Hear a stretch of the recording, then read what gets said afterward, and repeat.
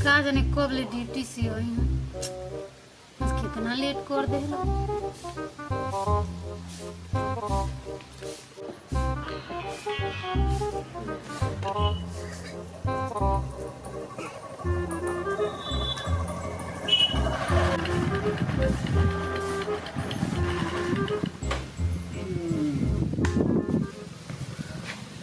काम पर से आ गई। हाँ आ गई नी।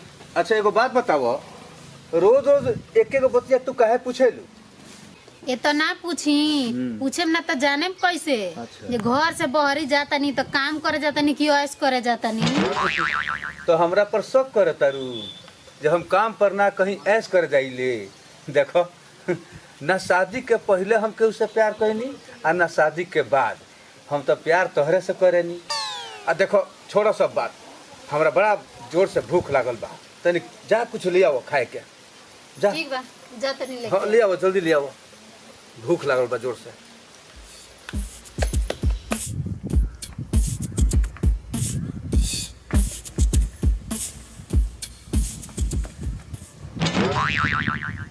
तब भैया काम पर से आ गई हो? काम पर से तो आ गई नी। अच्छा ये बताओ खाना खैलो? हाँ भैया खाना तो खोईनी हो, बाकी जान तो भैया इतना दिन के बीच में आजे तो पूरा पेट भर खोइले बानी। आजे पेट भरल बा लो। बाप रे बाप, इतना दिन से कमाता नहीं है आ तोर पेट ना भरल? ऐसा आज का बनल बा जी तोर आजे पेट भरल हो? भैया हाँ आज तो बनल बा मुर्गा भात। बाप रे बाप, मुर्गा भात?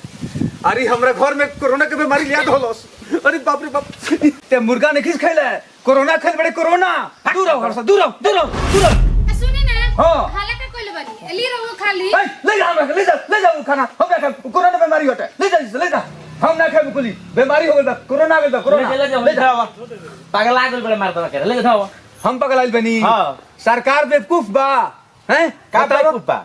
बताओ स्कूल बंद हो गइल बा, सारा चीज है, जितना कुल भीड़ भाड़ वाला जगह बा सब बंद कराता सरकार। ई कोरोना बीमारी के चलते हाँ तो मुंह बांध के चलबे ना करबो, साबुन से हाथ धोए खोइबे ना करबो, कोरोना ना होई। हम घर में ना रहे तो तोहरा ई कोरोना धो लेले बाटे। मुर्गा खोले बड़ो आ धो लेले बाटे। है का मार देवा।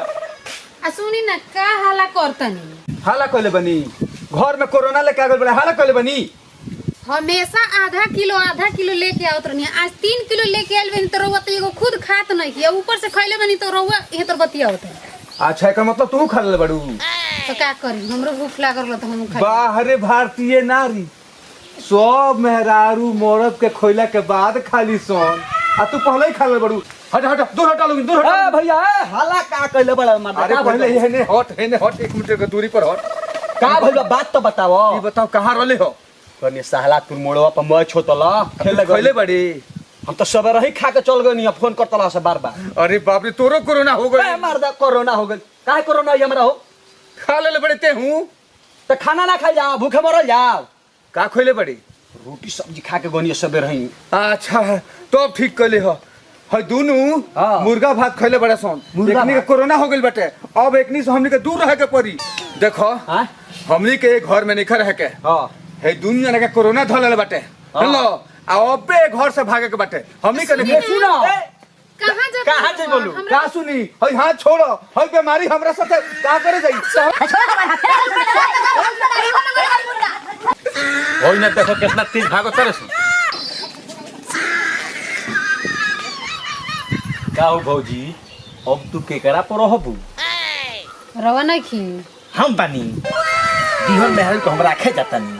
अच्छा हम मुर्गा खइले बानी और रउआ खइले बानी। हमरो कोरोना हो गइल बा और रउआ हो गइल बा, तो कोरोना वाला मरीज से के बियाह करी? ओहू तू ठीके कहत है। अच्छा चलो चलो तो हमनी के दोनों जना एक संग रहल जाई, एक संग खाई जाई, रोज बाकी मुर्गा खाई।